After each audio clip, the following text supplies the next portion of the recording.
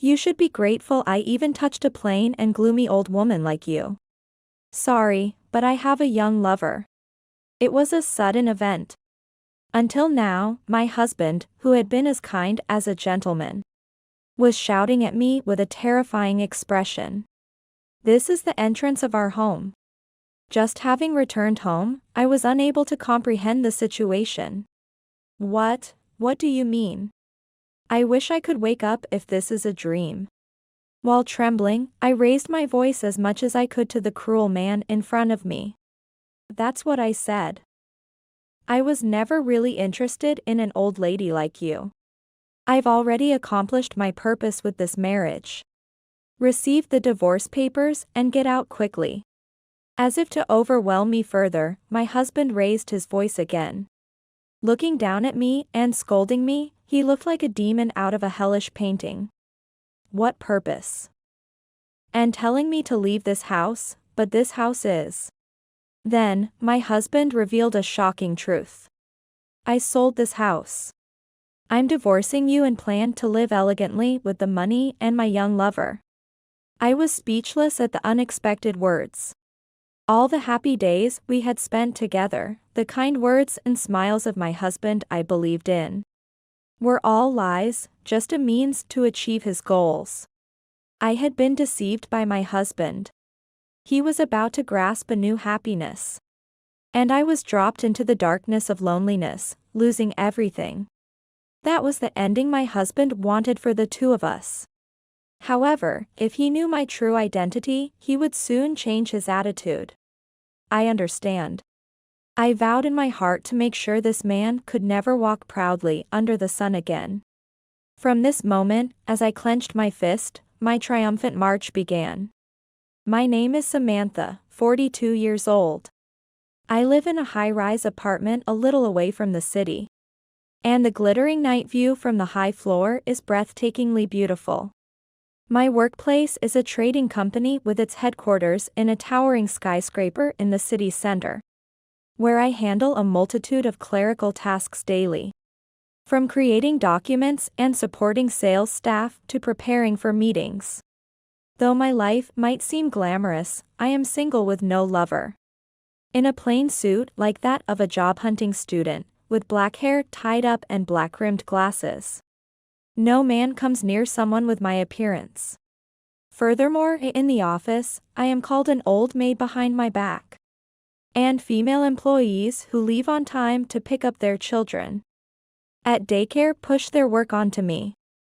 I haven't been able to leave work on time for several years. My days are spent commuting between home and work. The night sky I look up to every day gently embraces me. When I return home, the first thing I do is pray to the smiling portraits of my parents. It has become my morning and evening routine. Dad, Mom, I'm home. Of course, they always greet me kindly without a word. My parents passed away 10 years ago. They died in a collision between their car and a large truck. Human life is fleeting. No matter how much I called their names when I rushed to the hospital, they never came back. Having few relatives and no siblings, I am all alone in the world. I don't seek great happiness. I prefer a simple life. I don't desire luxury, I just hope to continue this life without losing anything more important. One day in April, after finishing overtime, I was walking home and felt the city was livelier than usual. The sky was completely dark, and the cold air made me shiver. However, the heat of the city did not cool down, and the flushed people were merrily making noise. Today is Friday. Probably, parties are being held everywhere. Even at night, the street trees, bathed in numerous lights, are not allowed to sleep. And as I quickly headed home, something happened. A dull thud, and suddenly my vision was blocked.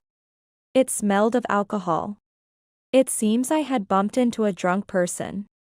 As I apologized and tried to leave, a drunken man approached me. He rudely blew alcohol breath at me, probably complaining, but his words were slurred. Feeling frightened, I tried to escape, but the drunk's friends kept coming one after another. Surrounded by a circle of drunks, I couldn't move. That's when it happened. A man pushed through the group and rushed to me. He argued with the drunks for a few minutes. Thanks to his resolute attitude, the drunks did not resist any further. Then, he took my hand and started walking quickly. I couldn't see the face of the man, but as I followed the tall figure in a trench coat, my heartbeat gradually quickened. You're safe now. There are too many drunks tonight. They're usually weak, but when they drink, they act tough, especially towards women. It's despicable. He looked down at me with a refreshing smile. Embarrassed by being stared at so closely by such a handsome man, I couldn't raise my face. My heart was beating even faster, and I couldn't calm my flushed face. Are you okay? It must have been scary. But you can relax now. I'm at my limit. Being treated kindly by such a handsome man, I, who have no immunity to men, feel overwhelmed by shyness. I should leave quickly. Ah. Thank you. I really appreciate it. Excuse me. I turned my back on the man and started walking. Wait, please. It's dangerous for a woman to walk alone on the night streets. Let me walk you to the front of your house. The man chased after me. It's okay. Besides, I'm just an old lady. See, I might get hassled, but I won't get attacked. It was embarrassing enough that such a wonderful man was walking with someone like me. He grabbed my hand again. I instinctively turned around and looked up at him. For the first time, I saw his eyes. He was also staring at me. What are you talking about? It must have been scary going through that. I'm worried about you. I'll walk you home. Drawn into his clear eyes, I found myself nodding involuntarily. Thank you. Then, we engaged in light conversation as we walked home. His innocent smile warmed my heart. And I was thrilled by his kindness as he escorted me through steps and narrow paths. It was a first-time experience for me. Thank you so much. This is my home. The 15 minutes I spent with him flew by. And we arrived in front of the high-rise apartment where I live. Then, the man looked up at the apartment in surprise. It's no wonder. It's a high-rise apartment that you wouldn't imagine someone as plain as me living in.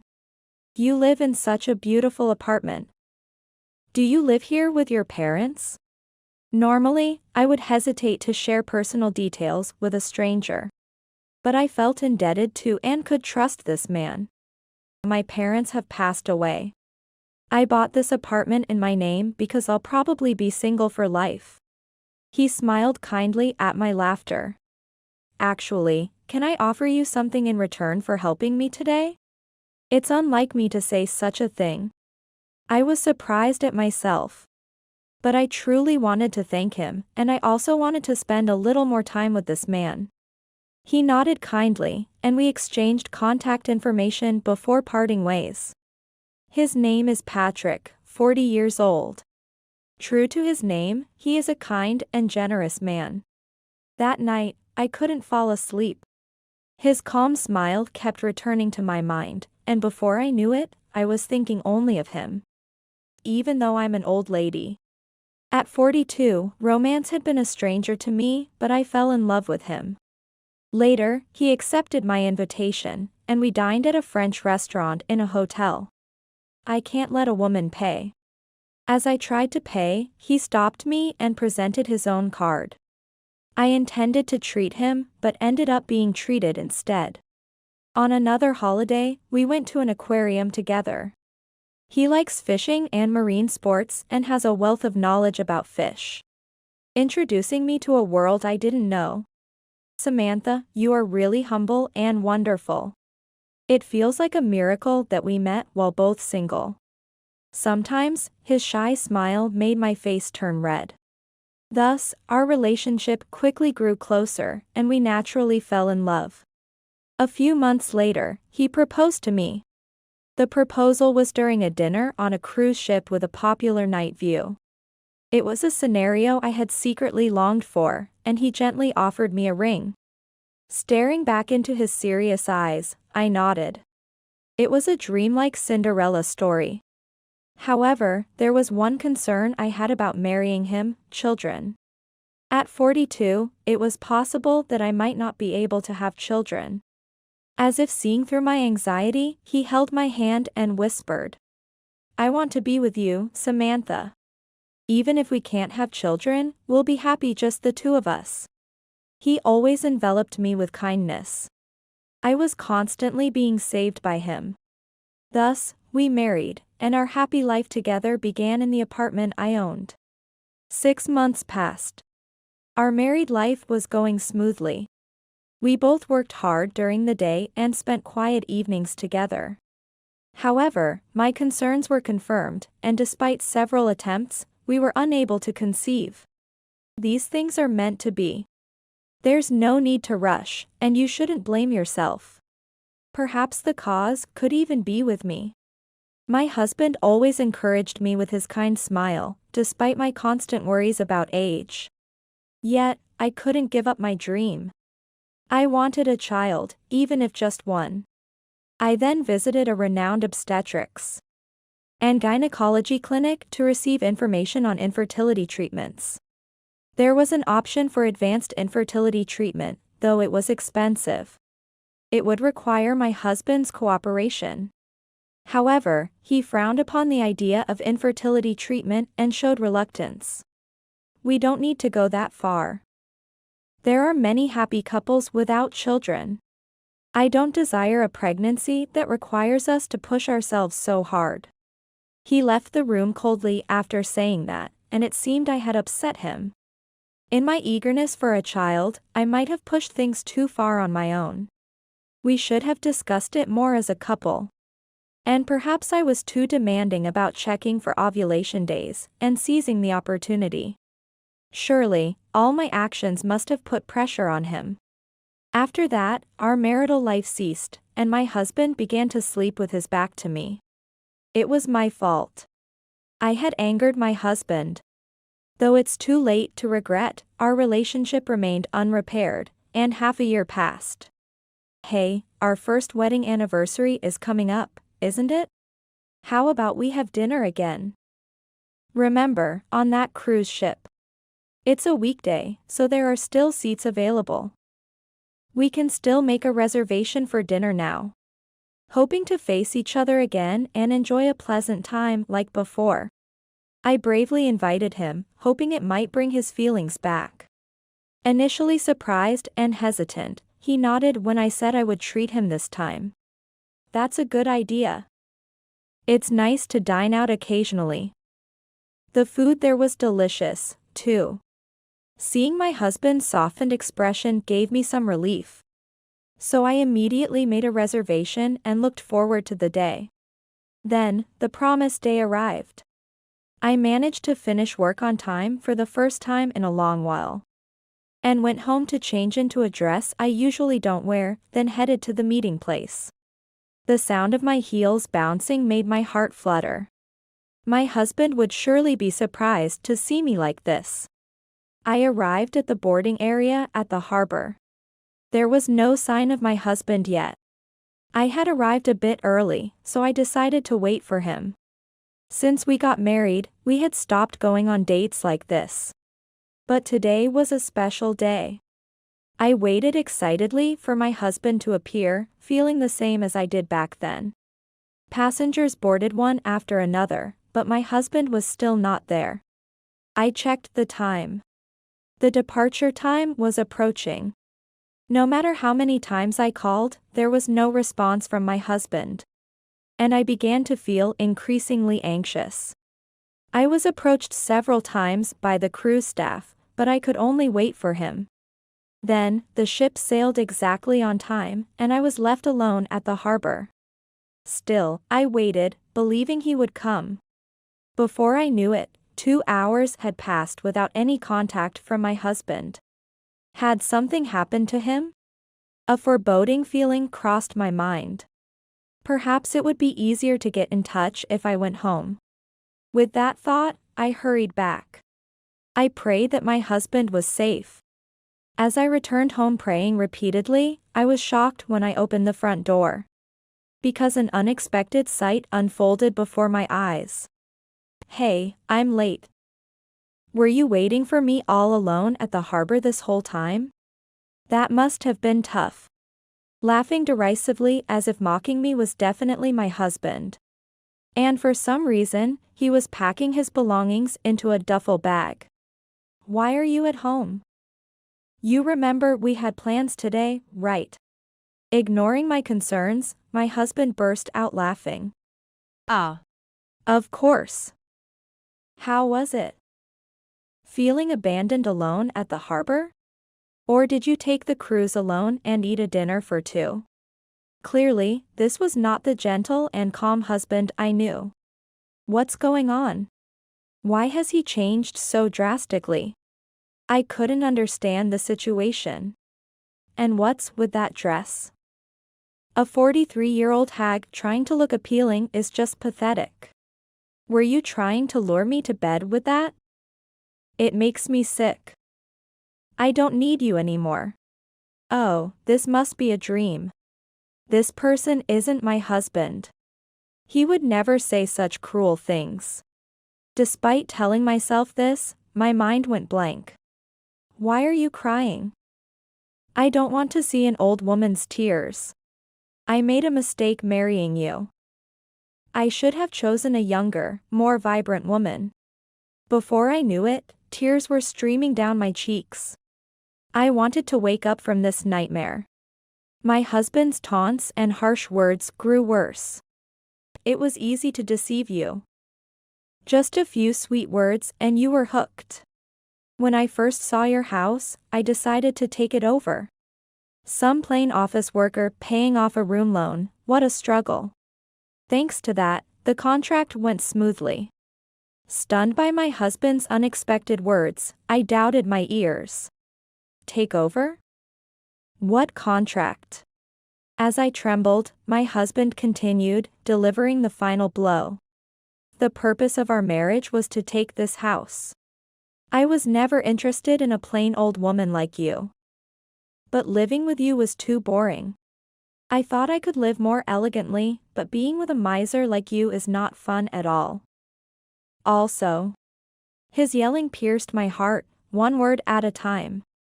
He continued to raise his voice, uncaring. What about infertility treatment? It's too late for you. Be grateful that someone like you was even embraced. Actually, I have a mistress, and she's pregnant.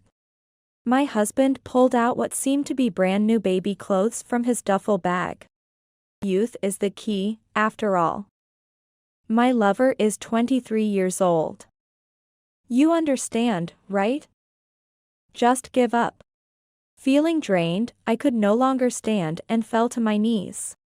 Our finances were separate, our incomes and savings unknown to each other. But recently, my husband had been asking for more money for living expenses. To think it was for his mistress. Their affair started in a nightclub. He squandered my money there and succeeded in getting involved with her. The top girl at the time, and she became pregnant. She was fun to be around and good with money. So my self-indulgent husband continued to verbally abuse me, weakened as I was. I'm going to live in a different high-rise with her, so we're getting divorced. The sale of this house has already been arranged. You should get out as soon as possible. It was a terrifying scream. You can't just sell it on your own. His story was too surreal, and I raised my voice without thinking. It was quite a hassle. I had to visit the city office several times to get various documents. And the most troublesome was your certificate. Here, this. He threw my driver's license at me. It seems he took it from my wallet while I was asleep. He had also taken important documents like the house registration certificate. And my social security card. He and his mistress, who had aged her face with makeup to look like me. Went to the real estate agent with these documents. Could a real estate transaction really have been completed like that? A real estate agent's eye is not blind. My husband must be misunderstanding something. Anyway, what my husband did is a crime. If he really did it, it cannot be forgiven, so I must investigate thoroughly. My tears had stopped as if they were a lie, and I had already regained my composure. So, this house is no longer yours. I decided to take all the money after the sale. So you are no longer needed. I'll give you 3 days to pack your things and get out. My husband threw the divorce papers at me. My husband's section is already filled out. All right, I will submit the divorce papers. In return, can I have all my important documents back? Including my driver's license and social security card? If the sale is complete, you won't need them anymore. My husband smoothly accepted my request and returned everything to me before leaving through the front door. He's probably heading to the high-rise where his mistress lives. I can never forgive him. This is nothing less than marriage fraud. As anger welled up inside me, I also regretted my foolishness for believing and marrying such a man, and tears flowed again.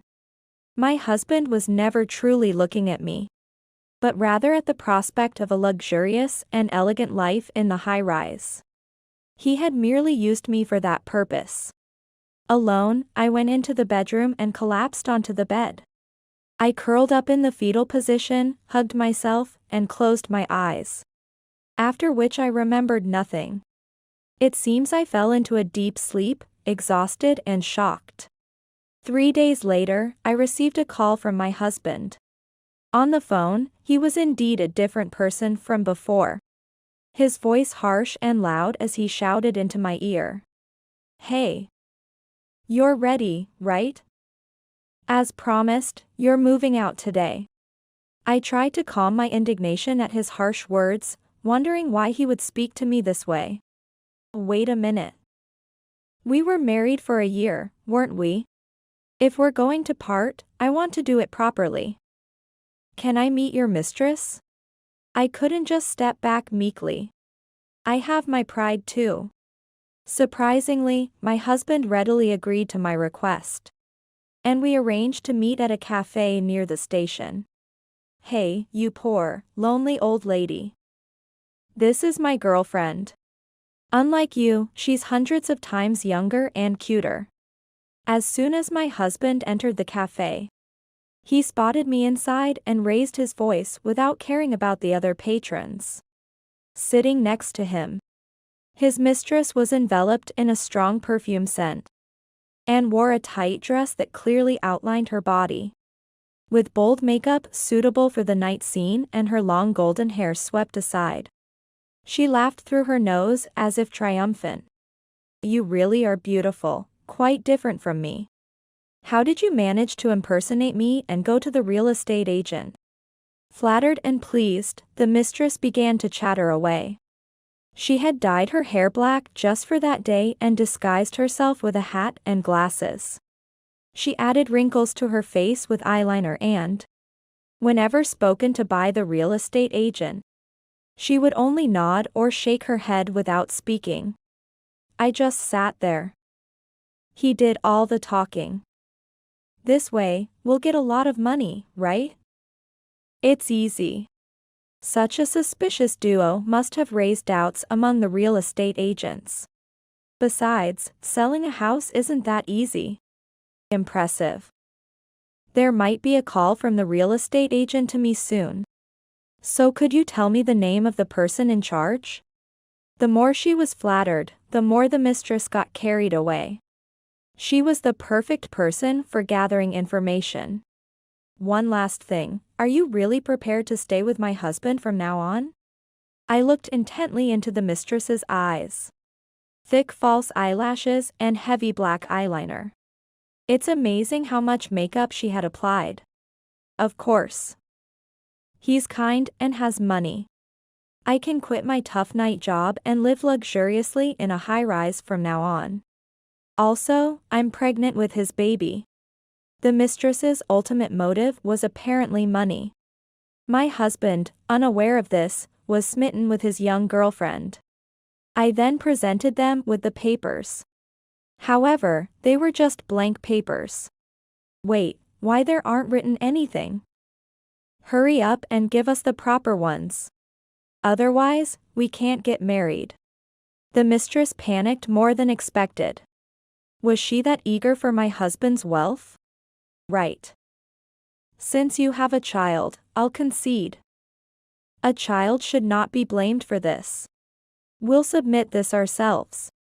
As soon as I passed the divorce papers, the mistress hastily grabbed them, carelessly folded them, and stuffed them into her bag, sighing with relief.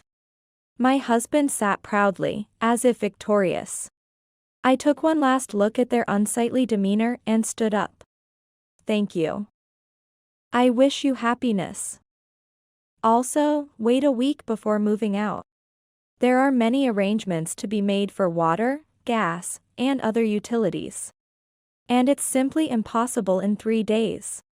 Reluctantly, my husband agreed. I left them in the cafe and walked away briskly. The place I hurried to next was a familiar real estate office. In fact, 3 nights before my husband declared divorce and changed completely, I received a call from an acquaintance who worked at that real estate office. The office my husband visited with his disguised mistress to sell the house was, ironically, one with which I had a long-standing relationship, and the person in charge was my acquaintance. The person in charge, who knew me well, was dumbfounded to see the disguised mistress. However, due to their position, they could not ask too detailed questions about non-business matters. And for fear of a complaint, they responded dispassionately at the moment. Hesitant to finalize a sales contract with such suspicious individuals under my name, the person in charge instead urged the mistress to sign a mediation contract, not a sales contract. The ignorant duo, thinking it was a sales contract, mistakenly believed they had finalized a sale, and left the real estate office in high spirits after the mistress signed. There's a reason I have a familiar relationship with the real estate office. In fact, I am the owner of this high-rise and own several other properties. My total assets amount to $130 million. Therefore, my relationship with the real estate office is deep.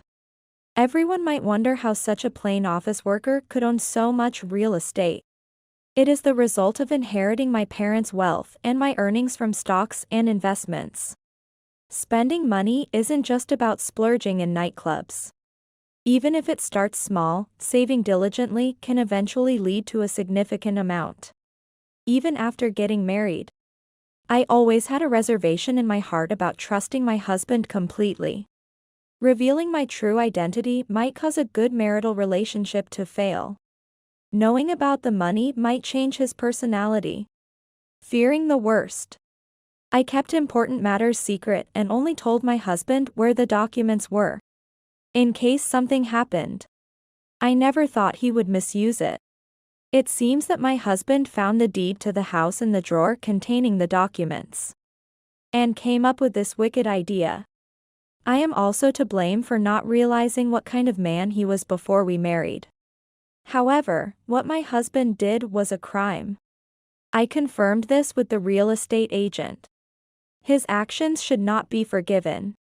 Afterwards, I distributed his photo to several real estate agents I am familiar with.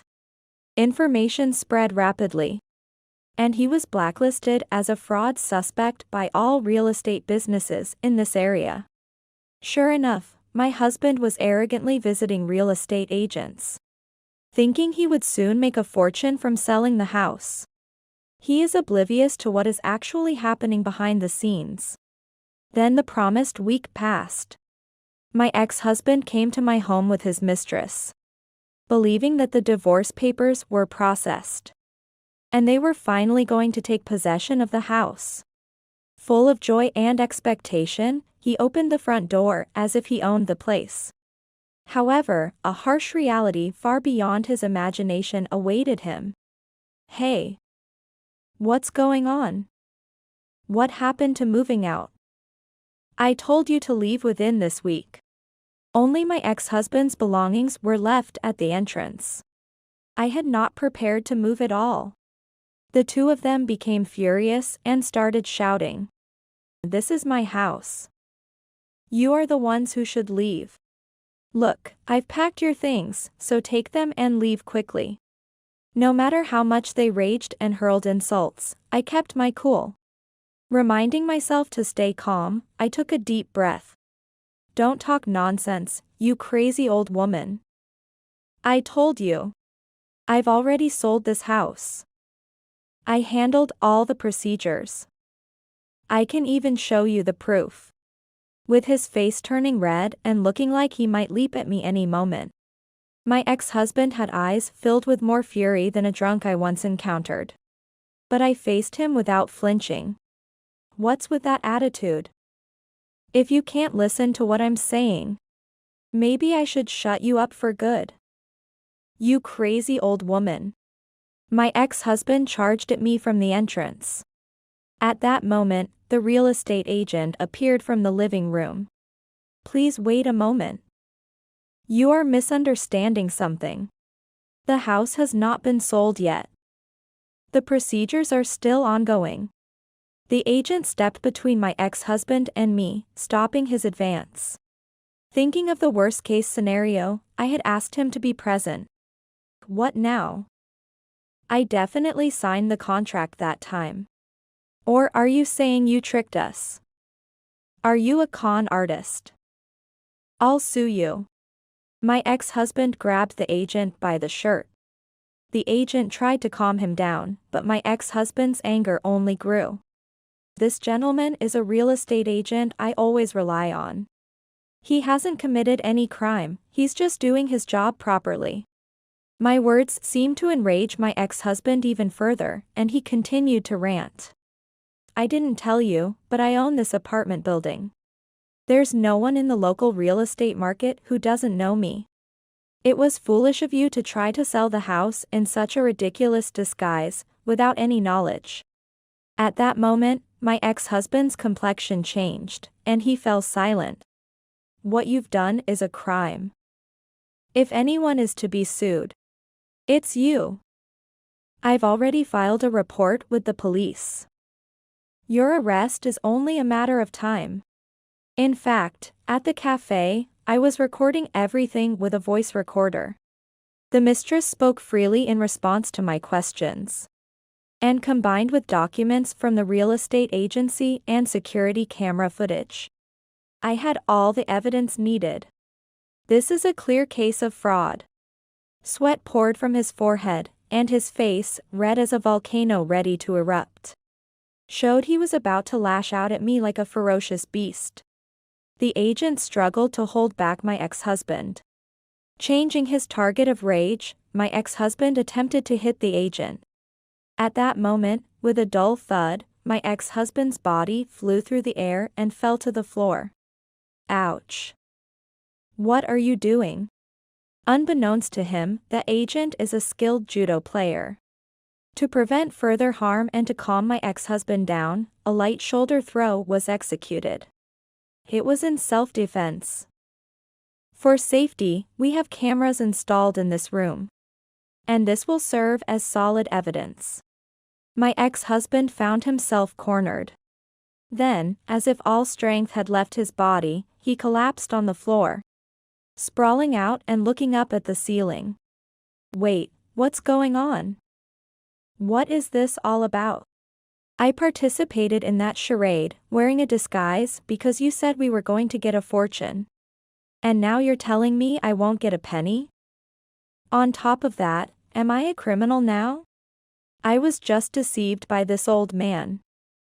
I haven't done anything wrong. From her previously triumphant demeanor, the mistress now looked panicked, her eyes darting around. I was foolish to trust someone like you. You penniless old man. You were just after the money all along, weren't you? The pregnancy was a lie. If we had gotten married and secured the fortune, you would have claimed a miscarriage and left me. I'm not interested in an old man like you. Everyone was shocked by the mistress's words. Who would have thought that the mistress was also a marriage fraudster? You're so creepy, drooling over a young woman.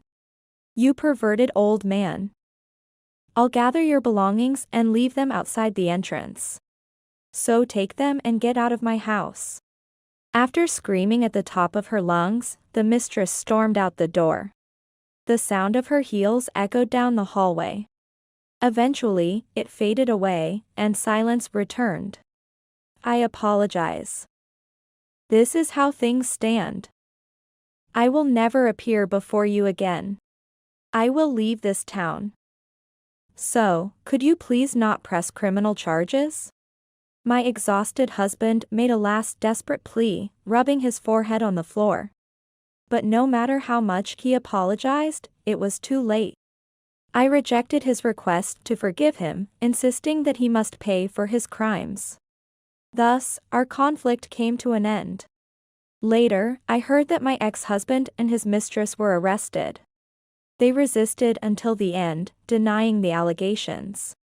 But the numerous pieces of evidence led to their arrest. Months later, spring returned again.